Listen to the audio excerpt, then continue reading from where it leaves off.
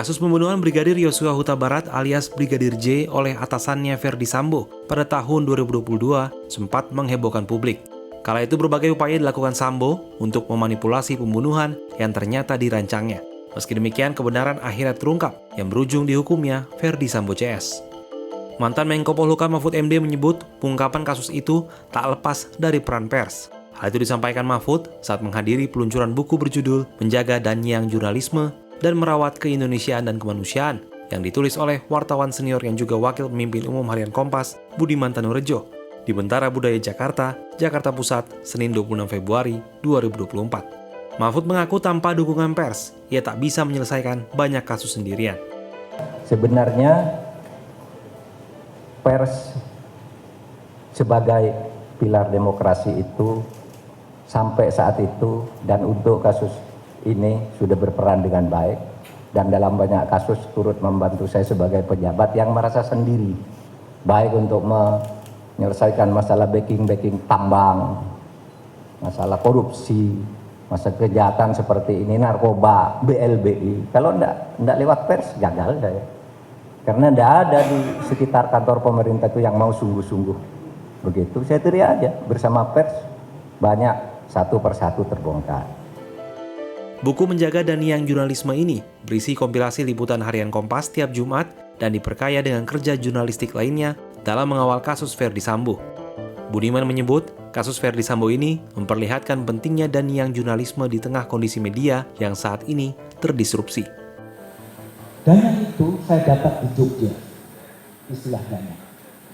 Ya, istilah dana saya dapatkan di Jogja. Orang itu mengatakan, tolong jaga agar Dayang Muara Oncak. Orang oncak itu adalah tidak keluar dari tubuh pers itu sendiri. Ya, itu yang disarankan. Bagaimana menjaga Dayang agar tidak oncak, tidak mencelak. Karena pers itu sekarang dihadapkan pada situasi yang juga tidak mudah. Ketika pers sudah terjebak pada sesuatu yang sangat industrialis, Dayang itu akan semakin hilang dan kemudian lenyap. Dayang seperti Mas Zed katakan, dalam kultur Jawa mungkin sedikit magis, ya, sedikit mistis, sedikit ada roh di situ, tapi memang itu adalah value, itu adalah spirit. Bagaimana media itu kemudian bisa bekerja di situ. Itulah yang menggerakkan saya memilih judul Dayang.